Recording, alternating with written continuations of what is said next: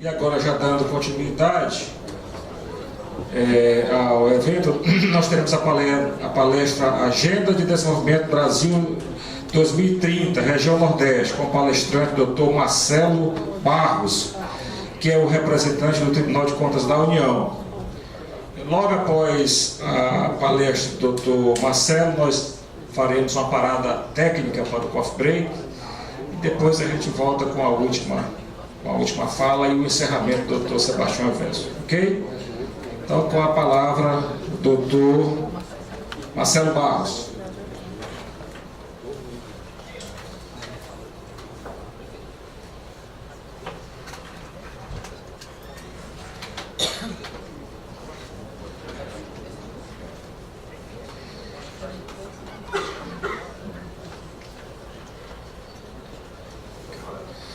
Presidente, obrigado. É uma honra estar aqui no Tribunal de Contas do Maranhão. Queria agradecer o presidente do IBE, o Dr. Sebastião Avesso, um grande inovador e referência para todos nós de que é necessário inovar e avançar. Presidente Carlos, eu queria relatar que é a primeira vez, do meu ponto de vista, que se discute o tema ODS como um tema prioritário dentro da instituição de controle externo. Então, enalteço bastante os conselheiros, os colegas do Tribunal de Contas do Estado do Maranhão, por essa visão estratégica, porque não se trata de uma agenda de indicadores, os ODS, mas de uma agenda de reestruturação na forma de se fazer política pública nos países. Nesse sentido, gostaria também de agradecer aqui os colegas do Tribunal de Contas do Estado, na pessoa do Dr. Valrabe, ali o Alberto, que foi o coordenador desse trabalho do Nordeste aqui, colega do Tribunal. Queria deixar um registro aqui do competente trabalho que foi realizado pelas secretarias de controle externo do TCU no Nordeste. Essas 9 secretarias se juntaram realmente há 2 anos e, numa visão muito prospectiva, fornecem hoje para o Brasil uma agenda muito estruturante de reformatação do processo de pensamento sistêmico, de políticas públicas não só de desenvolvimento sustentável, mas também para a atuação do próprio sistema de controle, servindo de referência, no caso do Tribunal de Contas, para todas as nossas secretarias no Brasil. Então, os secretários do Nordeste, eu não deveria estar aqui apresentando, mas sim esses secretários, os 9 secretários de controle externo, que me dão a honra de ter coordenado nos últimos 2 anos essa região, e podem acreditar, essa agenda que foi realizada por esses secretários, com a ajuda dos TCEs, dos governos estaduais, traz o Nordeste para sair na frente, realmente liderar essa verdadeira revolução em termos de pensamento estruturante na forma de se realizar projetos e programas públicos que a Agenda 2030 traz. Então, nós não podemos perder essa oportunidade. Fiz questão de estar aqui hoje também, privilegiando essa agenda, porque não tem outra saída. A agenda hoje de fraude e corrupção é uma agenda que pega os noticiários e nos prende, nessa surpreendente delação desse problema sistêmico. Por outro lado, a luz e o caminho de alteração do país, do meu ponto de vista, se encontra nessa reformatação de políticas públicas. A ausência de planejamento do país, a ausência de um funcionamento adequado do centro de governo, a ausência de um orçamento por resultado, a ausência de controles internos, a baixa capacidade de implementação de políticas tão retratadas nos relatórios dos tribunais de contas. Eu acho que ela vai agora ser revista, essas recomendações e determinações, e vão se levar a sério quando se fala em orçamento público, em planejamento público, em controles internos, em monitoramento, em avaliação de políticas públicas. Então, acho que o Brasil alcança, nos próximos 2 anos, um novo patamar. E os ODS, presidente, eu acho que vai ser a nossa linha mestra de recondução e patamar de governança pública no Brasil. Acho que esse é o recado principal, de que o Nordeste já fez esse diagnóstico com relação aos recursos federais centralizados, e agora a gente oferece aos tribunais de contas estaduais esse convite de uma parceria para que nós juntos possamos movimentar o país para esse novo patamar de governança, desenvolvimento e redução da desigualdade.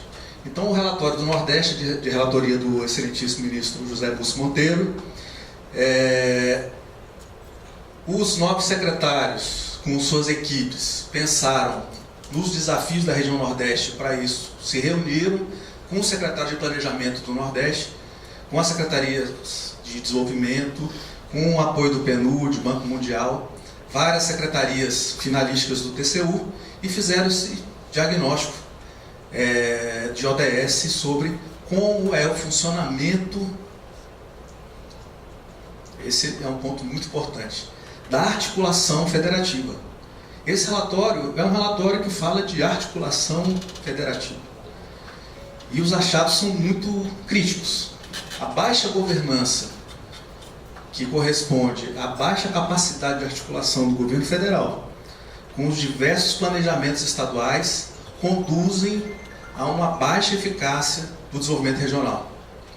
Não estou falando somente dos 30 bilhões dos fundos.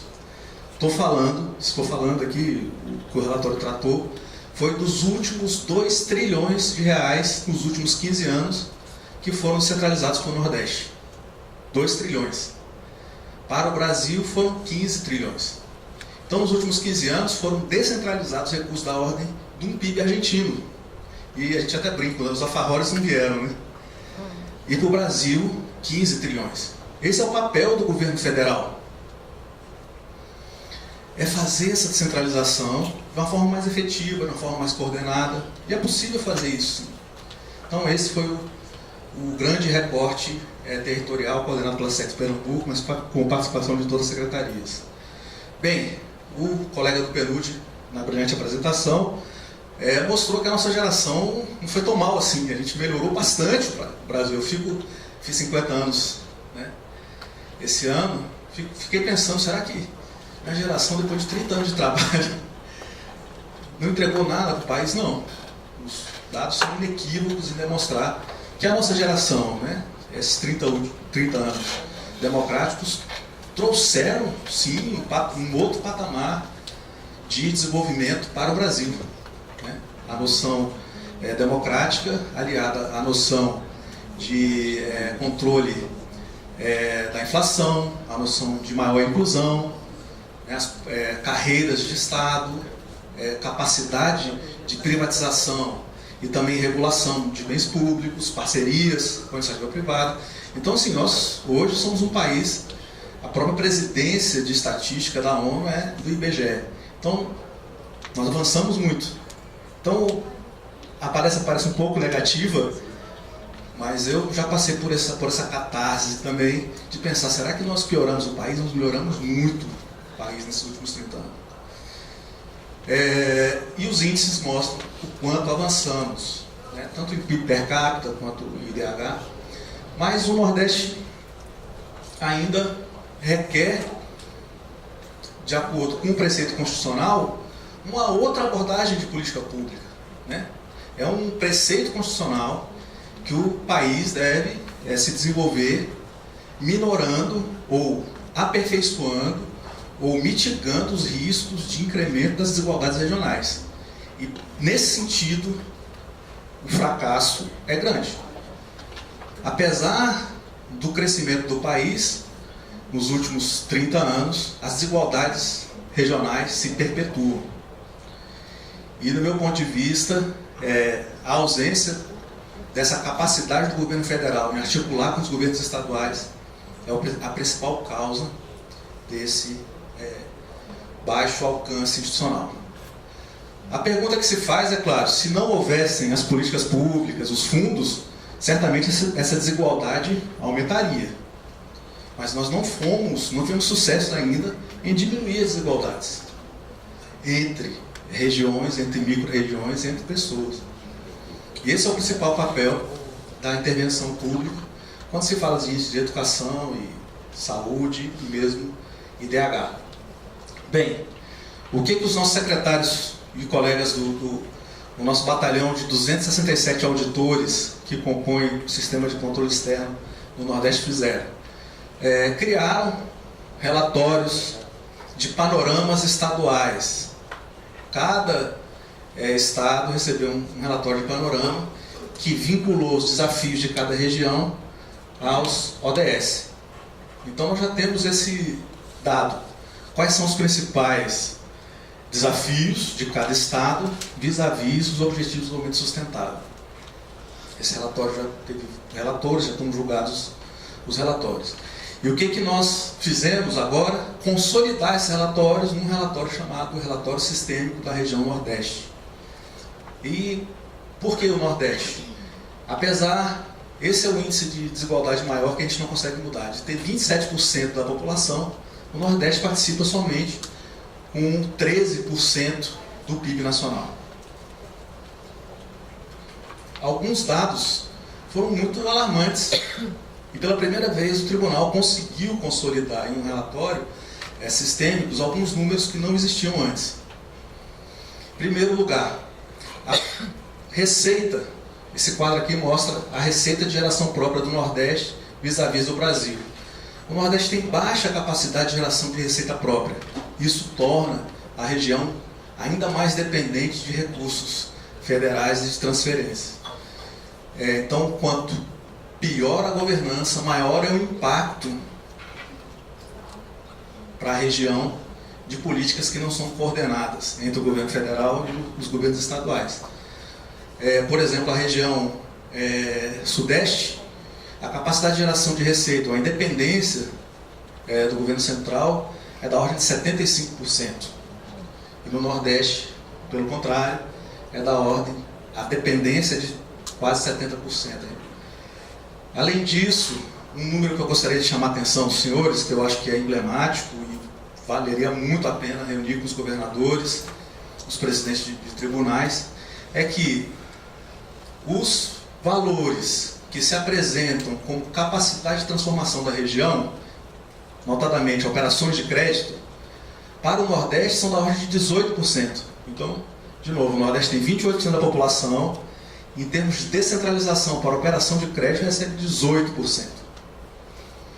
Ou seja, os recursos centralizados, eles são muito mais para pagamentos de benefícios do que para geração de transformação da região. Acho que esse é um número que não existia antes, consolidado dessa forma, e é surpreendente de fato. Olha esses números.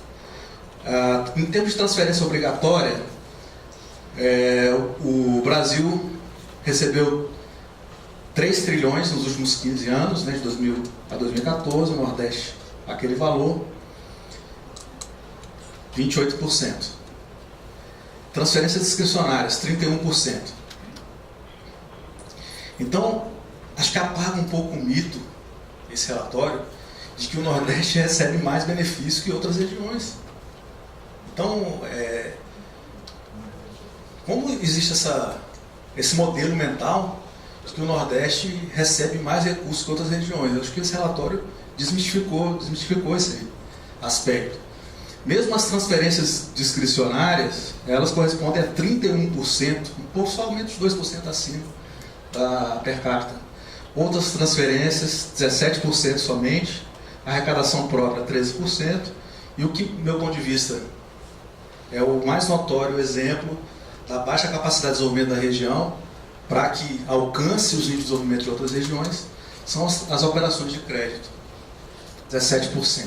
Então, no geral, o Nordeste recebe 19% do total das descentralizações e por isso possui uma baixa alavancagem. Isso é um dado que tem que ser trabalhado pelos governadores, e a forma de se fazer política deve ser transformada, porque essa política paroquial de incremento por emendas parlamentares, ela tem prejudicado de forma demasiada a região. não só do ponto de vista de baixa governança e corrupção mesmo, como também para o desenvolvimento da população. Em outras palavras, nós temos que transformar a forma de articular com o governo federal. Bem, um outro dado muito preocupante é a alta vulnerabilidade da região Nordeste com relação aos benefícios federais, em relação ao PIB. Então, tem algumas regiões, ela tem uma dependência de pagamento de benefício federal na ordem de 62%. Então, com as mudanças de limites orçamentários, nós estamos fazendo um trabalho lá no tribunal muito interessante agora eu acho que pela primeira vez vai se pensar em termos de orçamento, não inflando as receitas, mas de alocação orçamentária de fato, pelo limite que impõe a lei complementar agora. Ou seja, eu não posso inflar mais receita, tenho que trabalhar com aquele limite de receita. Então eu vou ter que fazer alocações orçamentárias.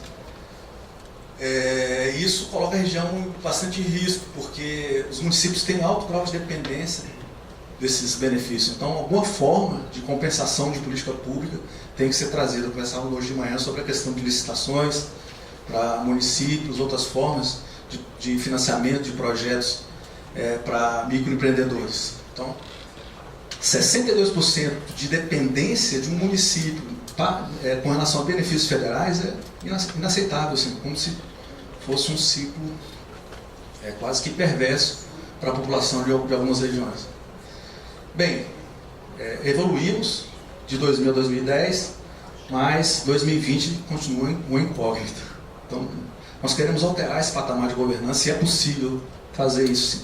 Bem, o que nós encontramos? O relatório, a demanda que eu faço para o TCE aqui, presidente, se o permite, ele traz 5 macro funções de uma visão sistêmica com os ODS. O primeiro são os desafios, que o relatório está descrevendo, junto com os ODS. Quais são os desafios regionais, os desafios territoriais? A política pública não se dá num ambiente Brasil. E assim que o governo federal pensa, a política de transporte é de integração de modais. A política de educação, a política federal ela não pensa em território. É onde a vida acontece. Né? E as peculiaridades do país exigem essa forma de territorializar, ou seja, de olhar a política pública naquele território específico e a capacidade daquele território a alavancar suas possibilidades de desenvolvimento. E é isso que nós estamos exigindo e vamos acompanhar o governo federal para que mude esse patamar de fazer planejamento. Isso eu vou dizer daqui a pouco como vamos fazer no TCU.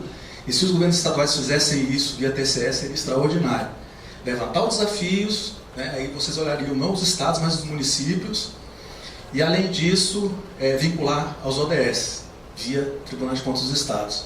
E depois olhar a governança pública, com os referenciais que já são desenvolvidos pelo IRB, mais os referenciais de centro-governo do tribunal, referencial de política pública que o tribunal está desenvolvendo no TCU.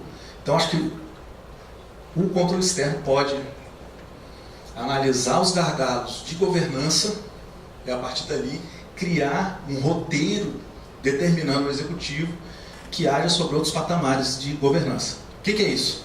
É fazer planejamento de fato, fazer PPA de fato, fazer orçamento que seja vinculado a resultados e sistemas rígidos de monitoramento e acompanhamento de gestão e governança.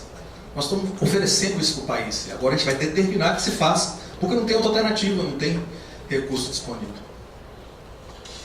Depois, a própria disponibilidade de recursos, como que ela se dá no âmbito de cada estado, e a gente vai ver aqui, já mostrei um pouco como que isso se dá em termos de descentralização, mas também a disponibilidade de recursos com relação a funções específicas, educação, saúde.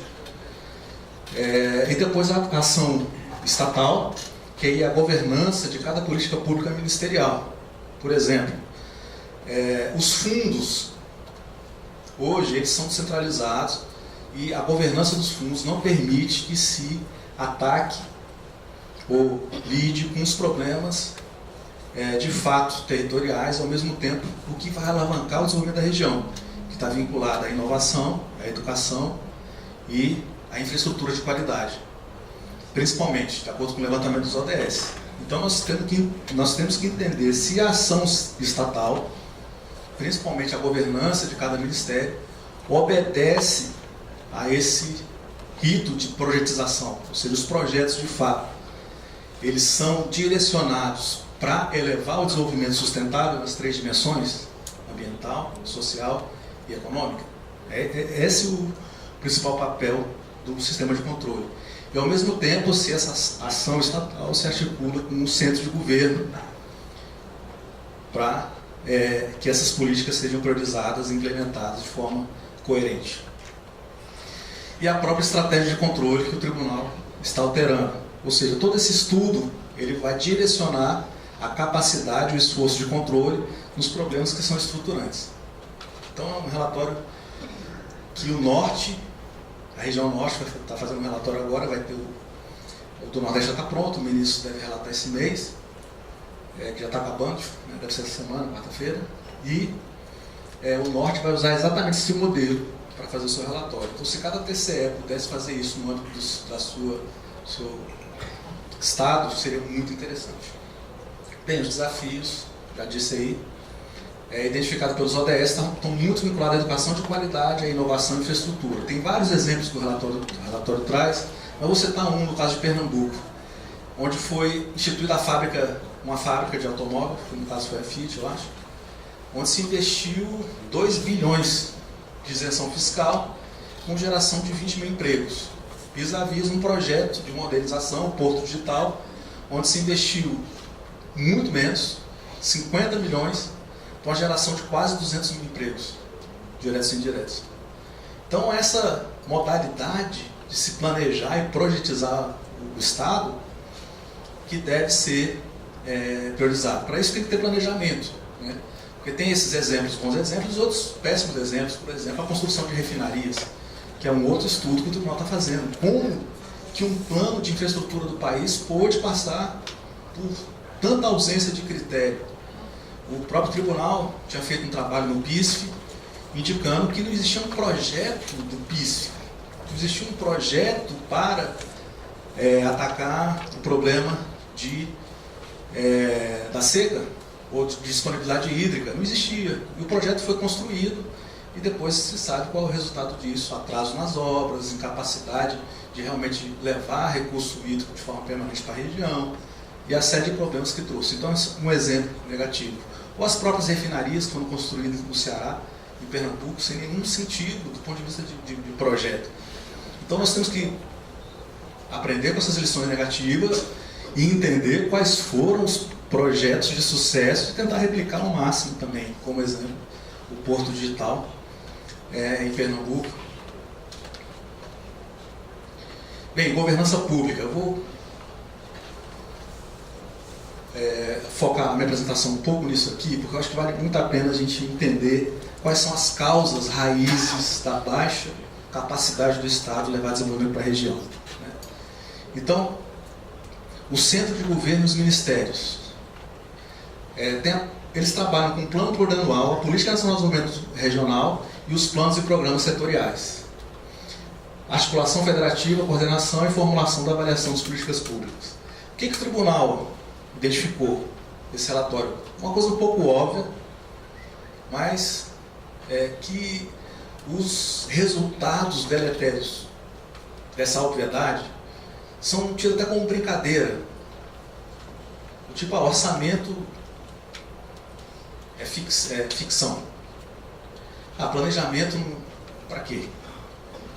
Então, assim, é muito perverso brincar com isso, porque os resultados vieram, tanto pela falta de planejamento de gestão fiscal, que houve no governo, principalmente a partir de 2011, tanto o descrédito que o governo levou para o sistema de planejamento.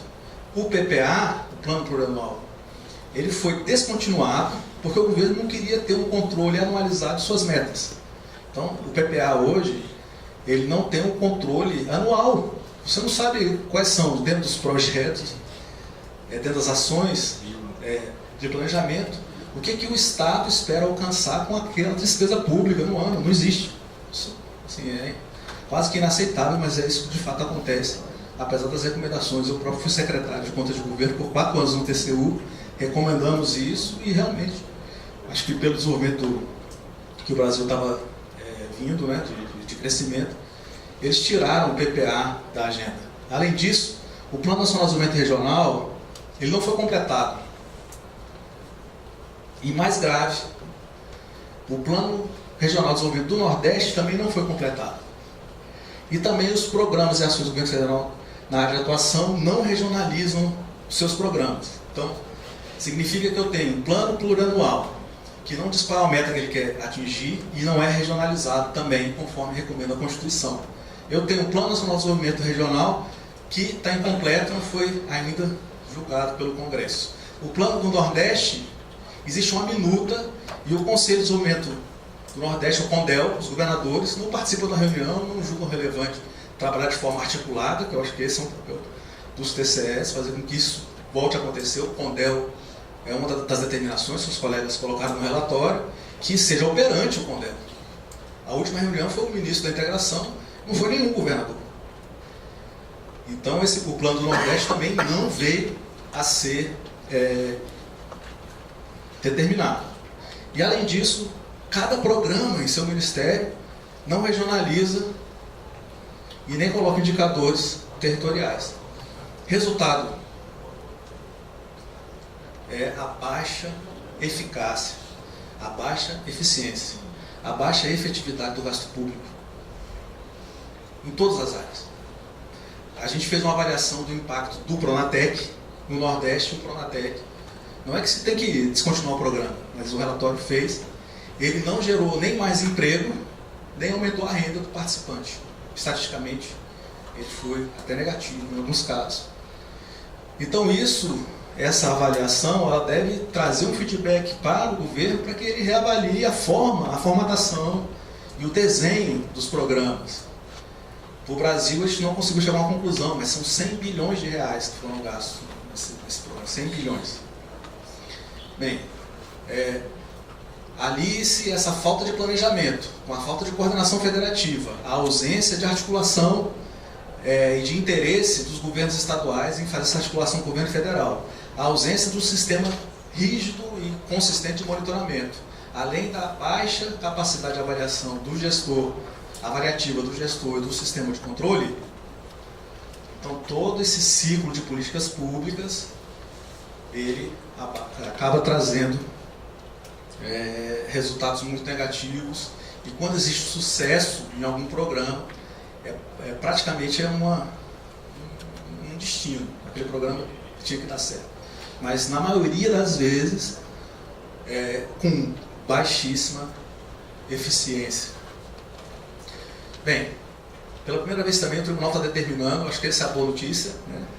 Determinando que esse quadro se altere. Antes a gente só recomendava nas forças de governo. Então nós vamos fazer um sistema de monitoramento, todo honrado, todos os secretários, nós secretários de Brasília, para que o governo passe a realizar outra forma de planejamento. O critério do ODS é um critério assinado pelo país, a gente acredita que é um critério de auditoria, portanto, né? O país assinou esse acordo de cooperação para esse alcance de longo prazo. O PPA, por determinação legal, ele deve ser regionalizado, e deve ser encaminhado em conjunto com o Plano do Nordeste. Então esse é o papel dos secretários, se os TCEs julgarem conveniente, acompanhar o desenvolvimento do Plano do Nordeste também, porque a lei complementar diz que esses planos devem ser encaminhados juntos. O Congresso autoriza despesas públicas sem ter esses referenciais ou documentos estratégicos. A boa notícia é que é determinação. A outra que nós achamos, né, que o plano regional não saiu, deve fazer aprimoramento na política nacional de desenvolvimento regional, atuação precária do CONDEL e não há um prazo envolvido, não há um plano de desenvolvimento nacional equilibrado. Ok. A Constituição também prevê que deve existir um plano nacional integrado de longo prazo. Isso é como se fosse uma falha da Constituição Cidadã, que ela não se preocupou muito em realizar esse plano. A gente acha que é a oportunidade, sim, agora do país construir esse plano integrado entre as políticas públicas. Então a determinação é para a Casa Civil em articulação com o Ministério dos Planejamentos e da Integração e outros ministérios.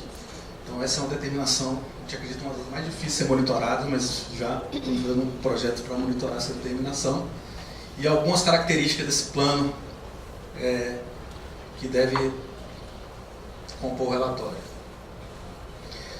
Bem, a determinação para a Casa Civil, a gente pensa, está realizado. Mas a gente já fez a determinação para a Casa Civil. O que ela faz? Ela chama o Ministério Setorial e fala, se vira.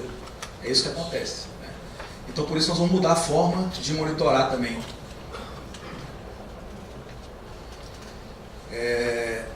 Nós vamos fazer um acompanhamento. Às vezes, o controle existe para fazer uma reunião entre ministérios. São vários exemplos. O portal que existe, que o país firmou um contrato, um portal, teria que ser realizado com 22 órgãos para desburocratizar a exportação no Brasil. Um ministério falou, não quero participar dos 21. Qual o papel do tribunal, eu vejo? É a gente chamar o ministério e falar, por que você não quer participar? Fazer uma reunião.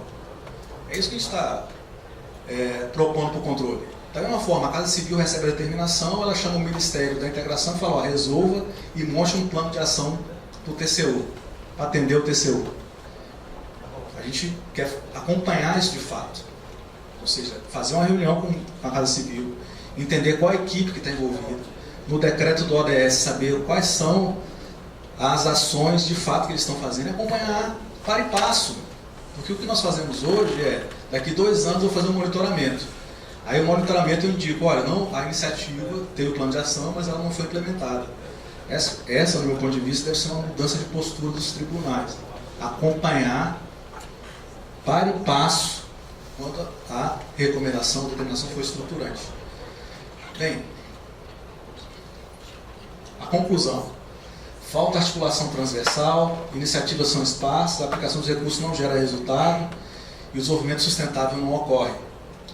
E isso é uma contingência institucional, não é uma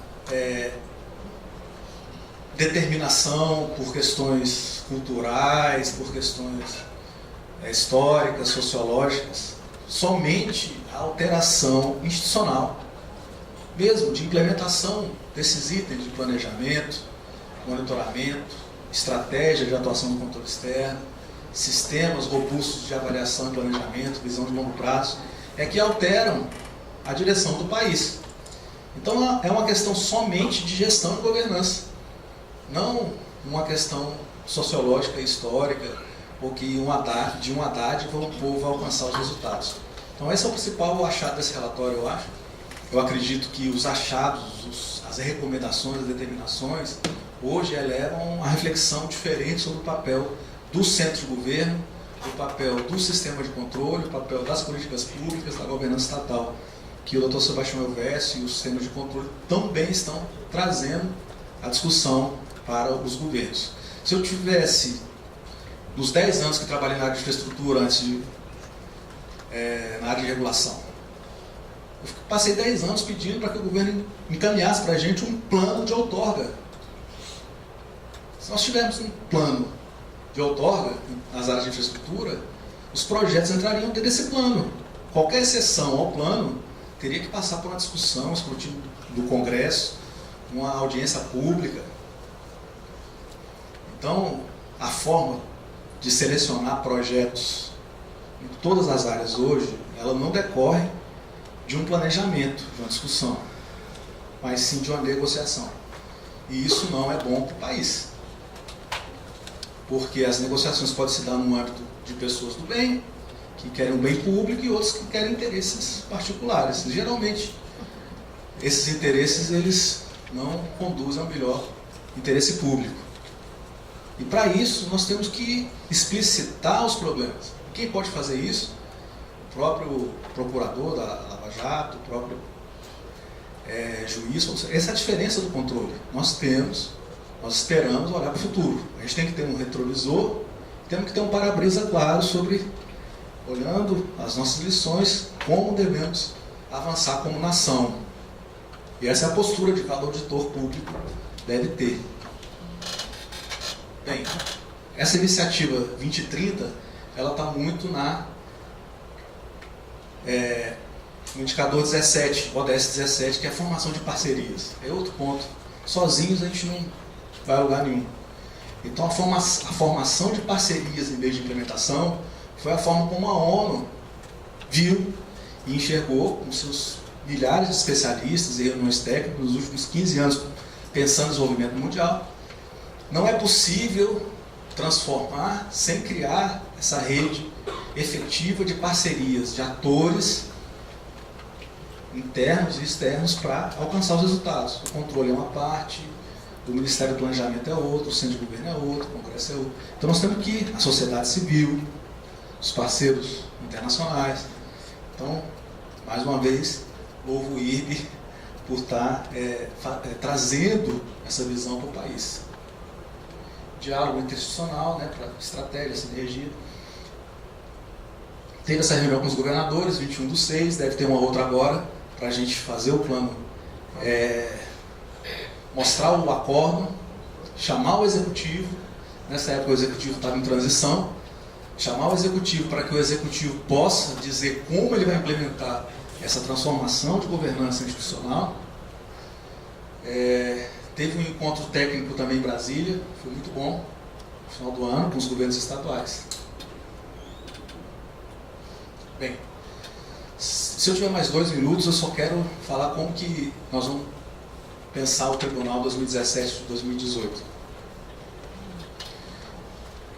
O Tribunal se estruturou em 3 grandes áreas, ou vertentes de controle.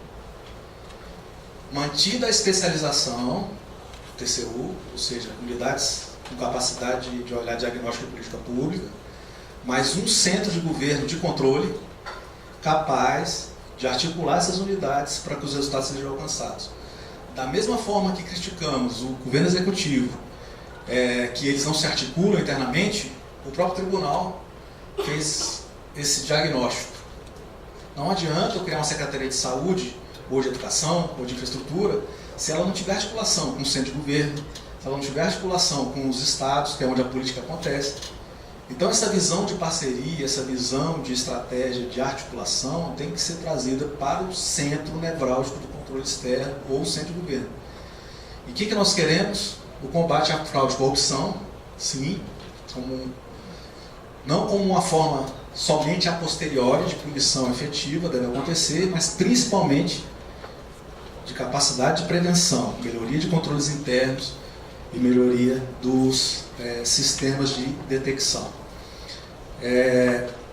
Eficiência e qualidade dos serviços públicos e resultado de política pública. É isso que nós queremos. Entregar boas políticas, que elas transformem situações e problemas com base em risco, com a maior eficiência possível, gerando os resultados esperados nas políticas públicas. Isso tem feito com que todas as secretarias do tribunal pensem o seu problema como um problema de articulação. Então, colocar uma criança na escola depende de todas as outras políticas. Todas as outras. Desde o orçamento, o transporte escolar, a alimentação, construção das creches, construção, qualidade nas escolas. Então não tem como olhar uma política de educação se todos os meus secretários não tiverem orientado aquele indicador. Isso o ODS traz como aprendizado, eu acho que vale a pena nós fazermos isso no Executivo. E drasticamente, o oposto disso é o que ocorre com os ministérios. Para essa iniciativa do Nordeste, eu estou reunindo com os ministérios. E eles não querem conversar um com o outro. Então, o Ministério das Cidades não se reúne com o Ministério da Integração. Então, para ele saber a política de mobilidade urbana, como é que ele vai fazer uma política de mobilidade urbana no Ministério da Integração, para o Nordeste, se não tiver essa articulação? Então, é isso que nós queremos fazer. Recomendo fortemente que usemos os nossos referenciais, esses de centro de governo, como forma de olhar a capacidade do governo de realizar políticas públicas, o papel do centro de governo hoje de priorização e capacidade de articulação. O referencial já está pronto, já está sendo aplicado. o referencial de avaliação de políticas públicas setoriais e um novo referencial de combate à fraude e corrupção. É um referencial que olha a prevenção, a detecção, a capacidade de investigação, correção e monitoramento. Então, é um referencial de governança também. Então, nós já temos esses instrumentos, temos que oferecer isso para o Brasil. O resultado de políticas públicas é um produto que nós vamos fazer em 2017, 2018. Já falei com o presidente para a gente fazer em parceria com o IRB. A própria lei orçamentária, ela pede que a gente indique no ano de discussão os programas que estão funcionando ou não, a qualidade da implementação dos programas e os seus resultados. Esse ano, nos governos estaduais vai acontecer também, pela primeira vez a gente vai olhar o orçamento sendo realizado com a alocação orçamentária, porque eu não vou avançar na receita, eu tenho um limite. Qual programa deve continuar, qual que não pode ser parado, qual programa que deve ser alocado mais recursos, capacidade de implementação daqueles gestores daqueles programas públicos. Esses são relatórios que a gente vai ter que alimentar o Congresso para que ele decida esse relatório de avaliação do ciclo de políticas públicas. Eu acho que vai ser um produto anual com mais poder do que o FISCOBRAS e onde o controle vai poder mostrar para o Congresso Nacional como que está indo a política pública. E dentro dos ODS, está a minha apresentação aqui, nós também, o Tribunal de Contas da União, vai fazer um relatório anual sobre o relatório que o governo federal fizer para a ONU sobre os ODS. Pela primeira vez, a ONU chamou o sistema de controle, pediu para que os relatórios que os países mandassem, conforme disse o colega aqui, fossem auditados pelo sistema de controle. Essa é uma grande possibilidade de nós avançarmos na nossa capacidade de realização de diagnósticos sistêmicos. O Tribunal já está desenvolvendo uma auditoria piloto. Haverá uma parceria, e dessa auditoria vai ser uma metodologia para acompanhamento dos ODS. Já está sendo feita uma parceria com os tribunais de contas da região, para que a gente faça isso na América Latina, essa metodologia, e já firmamos uma parceria também com o Dr. Sebastião Elvésio, para que haja treinamento dos tribunais de contas nos estados sobre essa metodologia e, é claro, adequado para cada desenvolvimento do estado. E o Maranhão certamente vai ser o exemplo de um bom caso para desenvolver essa metodologia. Bem, o relatório está quase pronto, Dr. Sebastião. Se o senhor puder, a gente pode apresentar quando o senhor achar oportuno, antes do julgamento. Mas está muito interessante.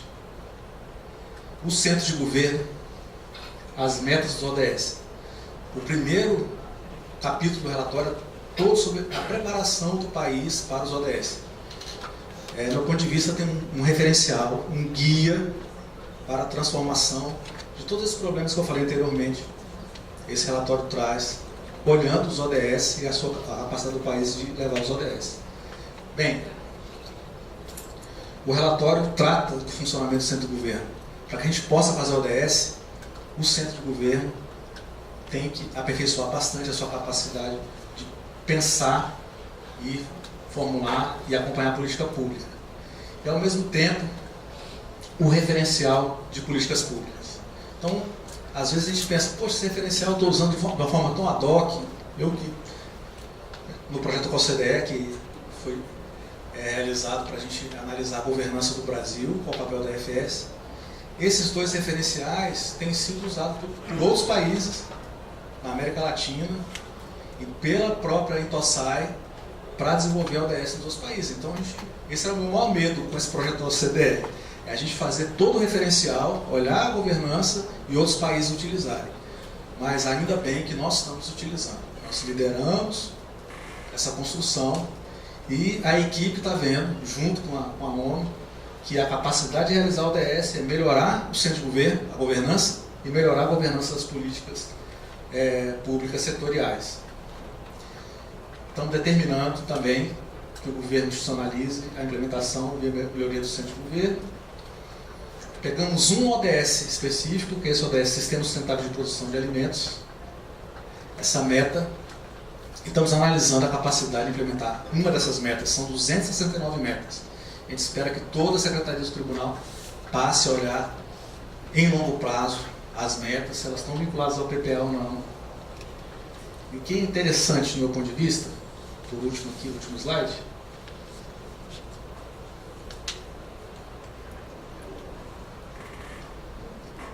Eu vou deixar o slide para vocês aqui.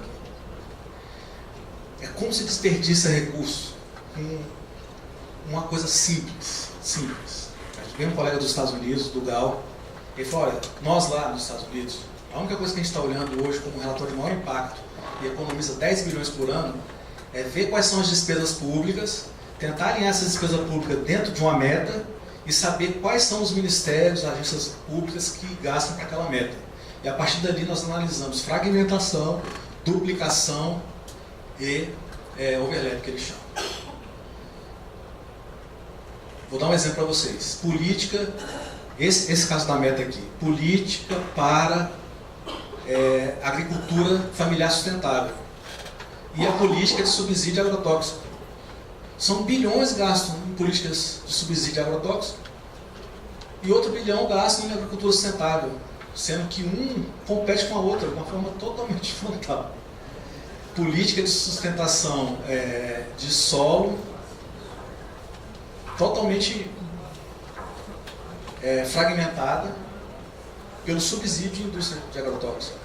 A venda de subsídio de automóvel com despesa de mobilidade urbana. Então são gastos públicos totalmente ineficientes, às vezes contraditórios, e nós vamos aplicar nos ODS a fragmentação, sobreposição, duplicidade, lacuna. Eu acredito que teremos bilhões de reais em economia e melhoria da eficiência pública. Bem, é isso que nós estamos fazendo. O IRB respondeu positivamente. E a Agenda 2030 é uma oportunidade para cobrar do governo e dos demais atores uma atuação integrada em um compromisso de longo prazo. Contudo, o estágio incipiente da preparação do governo para a implementação da agenda pode representar um risco ao alcance dos resultados das políticas públicas e a promoção do desenvolvimento sustentável.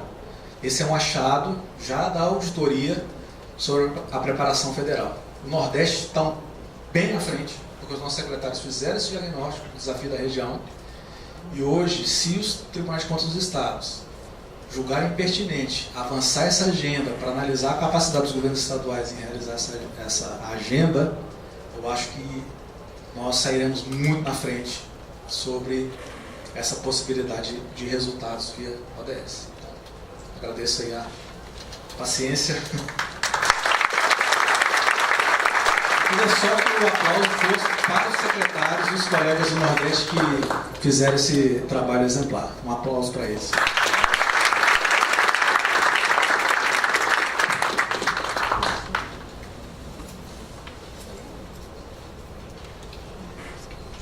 Bem, pessoal, eu agradeço a excelente palestra do Dr. Marcelo Barros. E antes de irmos ao intervalo, eu gostaria de fazer aqui um registro de agradecimento público ao Dr. Alexandre, que é o secretário de Controle Externo do TCU do Maranhão, que foi o nosso grande incentivador, Dr. Alexandre, que aqui está, né? Trazido aqui pelo Dr. Bruno.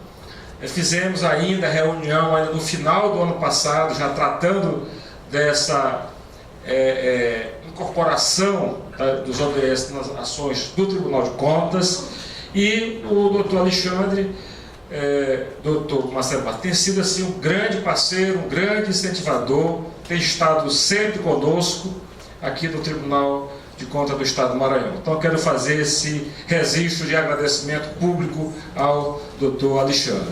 Nós iremos agora ao intervalo de 15 minutos e logo após nós teremos fechando aí com chave de ouro, né, a palestra, o sempre brilhante, né, conselheiro Sebastião Elvésio, que já é conhecido de muito com a sua habilidade, de bom palestrante, né?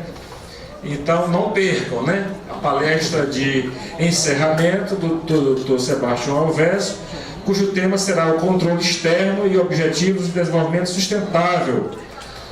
Fechando, aí depois haverá ainda um espaço para debate. Então faremos aí um intervalo de 15 minutos e daqui a pouco a gente volta.